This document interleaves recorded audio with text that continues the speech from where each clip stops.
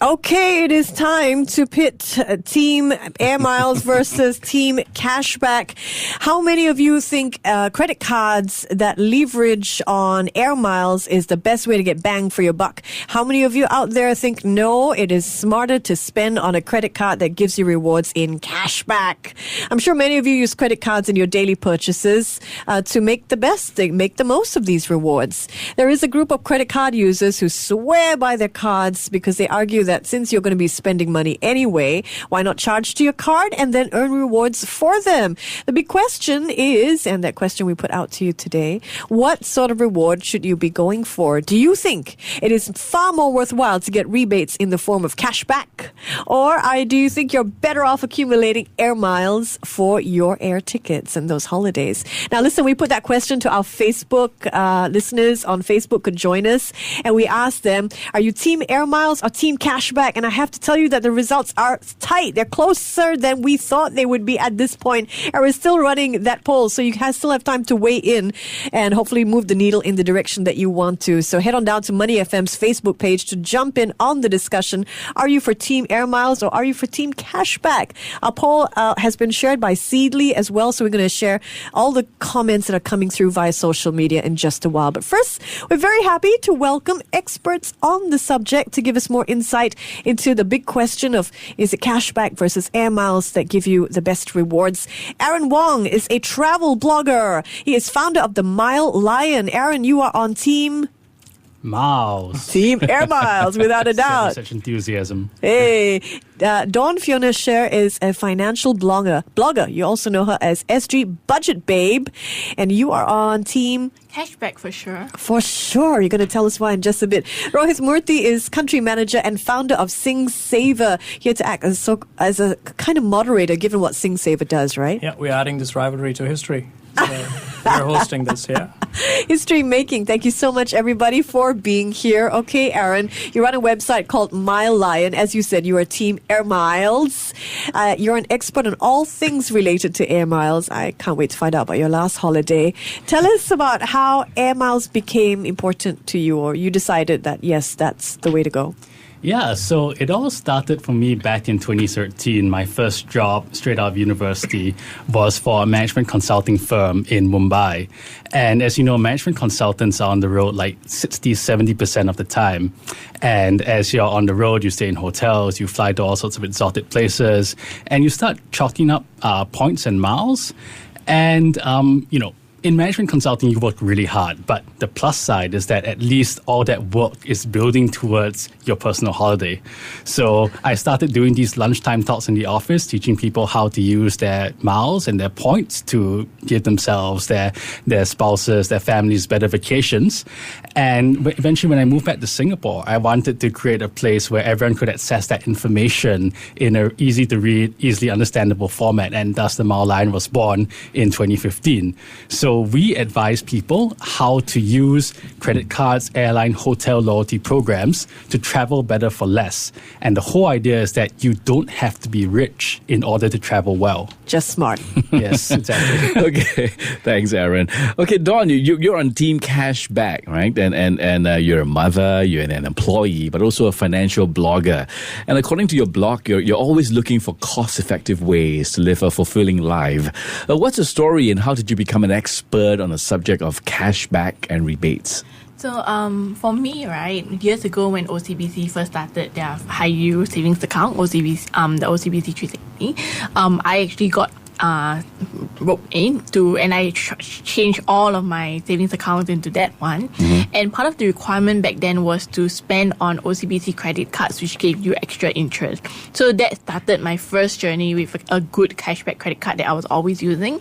And then from there, I was just thinking, hey, I'm pretty sure this is not the only cashback credit card, nor might it be the best credit card for me.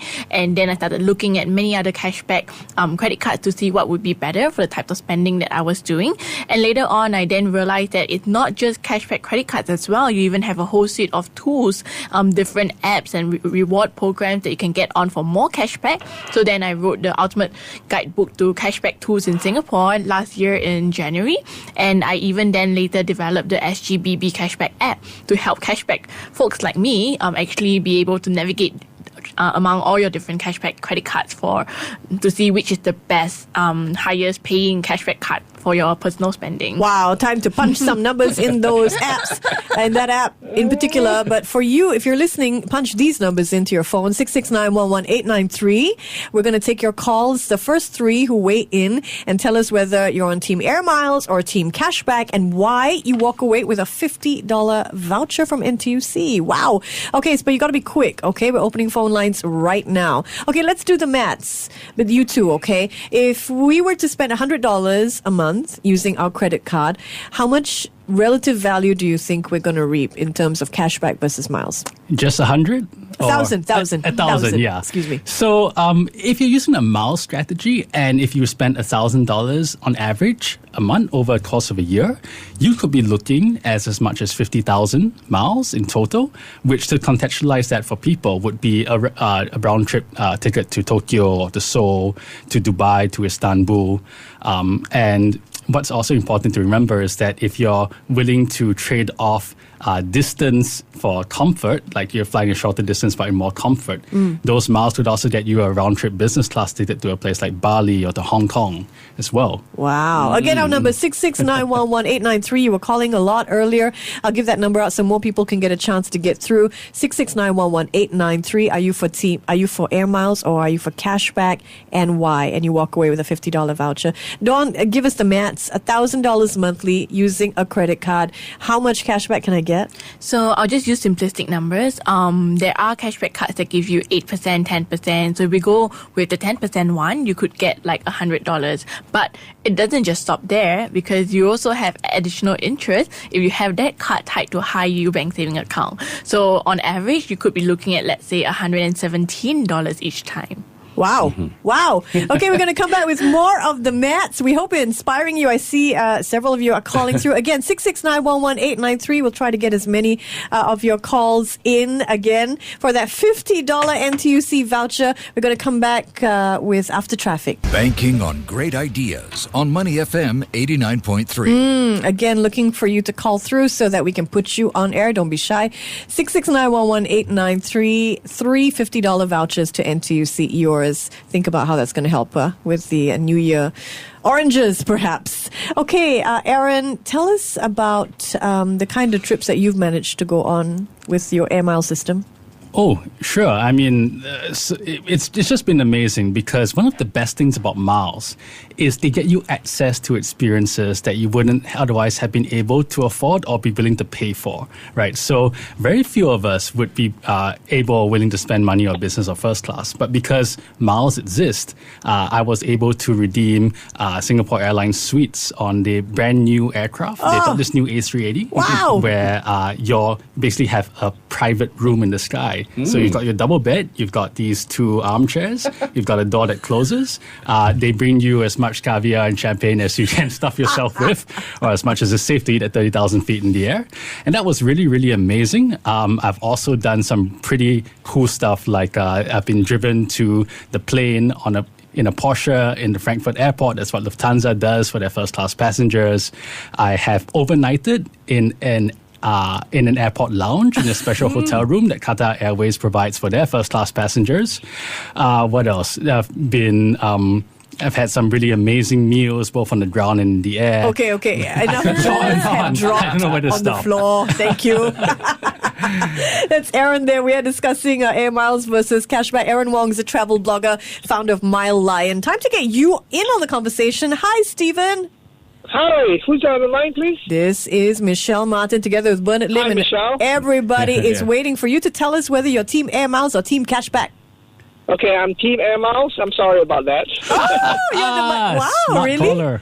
You're in the minority right now, according to our Facebook poll. But tell us why. Yes, I am. Oh, because I've always had the American Express KrisFlyer card for a long time. And for a long time, unfortunately, my wife only flies Singapore Airlines. and so we try to consolidate all our purchases on the American Express KrisFlyer credit card. How's that been working out for you? Excellent. I've been having the card since 1990, so it's almost, my goodness, 20-something years, I think. So we have been comfortable, and actually it was interesting that the gentleman mentioned. What's his name again? Sorry. Aaron. Yeah.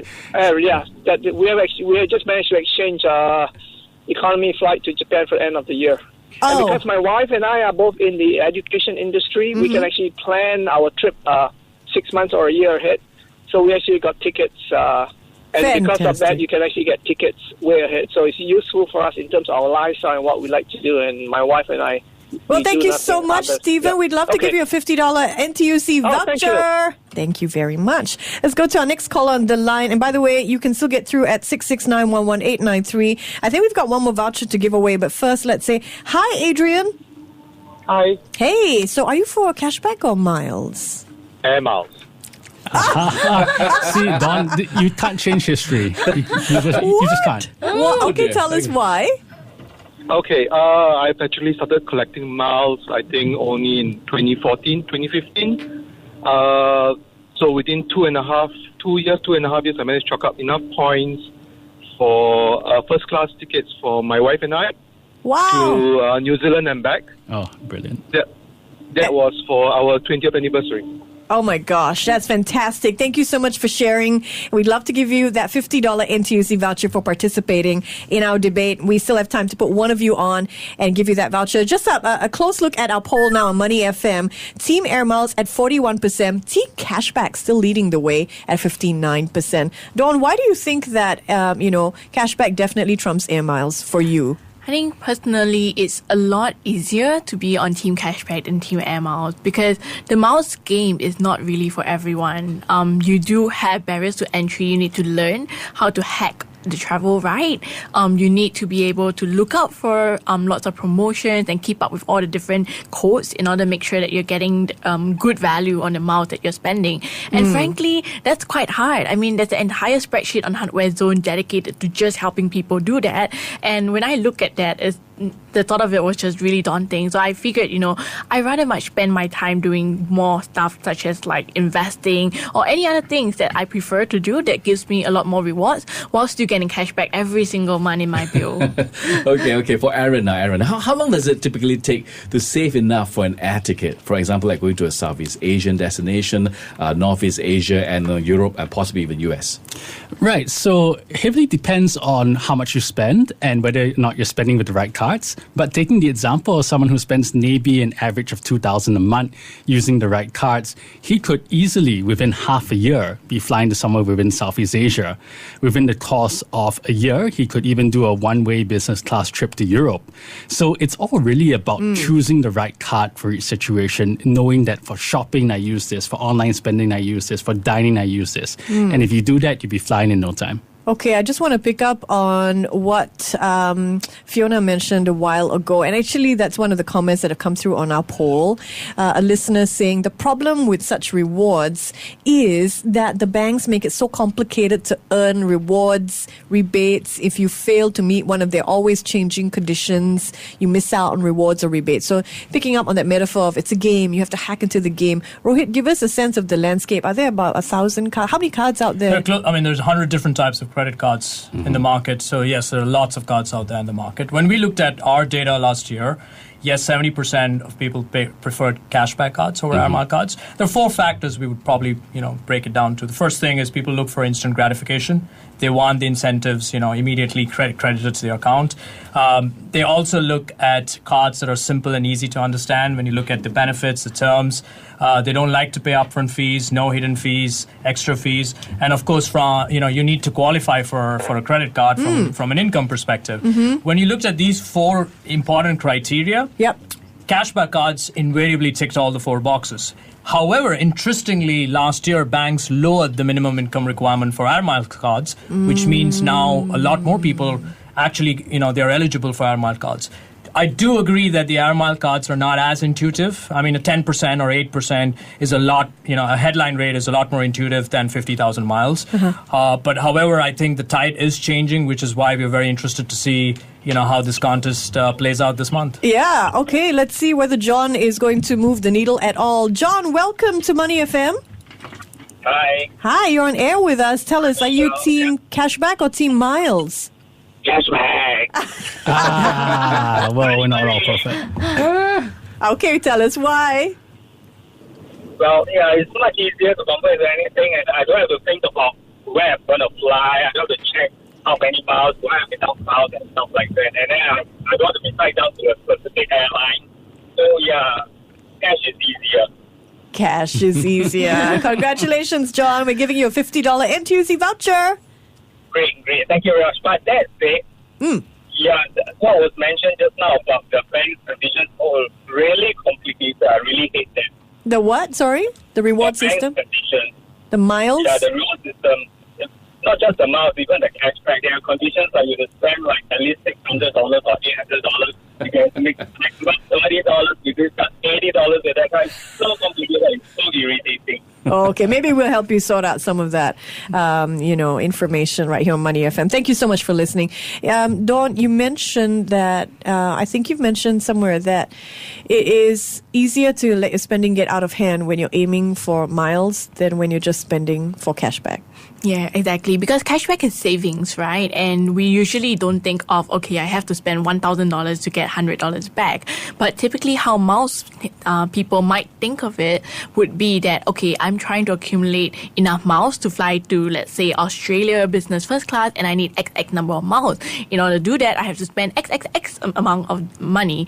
So then your mindset then changes. And that's why I think, the type of people who play the miles game versus the cashback folks are very much different in types of thinking. Okay, well, looking at our Facebook poll, about 60% of our listeners have voted for cashback on our informal poll of Facebook. Rohith, I understand that the data from SingSaver shows that 70% of users say they prefer cashback to Air Miles cards. So why is this the case, and what kind of cards do Singaporeans generally prefer? I think cashback cards have generally been very popular. It's instant gratification, right? It's as simple as you spend on the card, the next month bill, you see the cash credited back. There's not much work you need to do. They're a lot more intuitive. Also, a lot of the cashback cards where, most people were eligible for cashback cards. There are more cashback cards also in the market. The Airmiles cards, you have to earn points and then you need to redeem them. So there's quite a bit of understanding in terms of how do you earn the miles, where do you burn those miles. So it's not as intuitive as cashback cards, which is why cashback cards were more popular.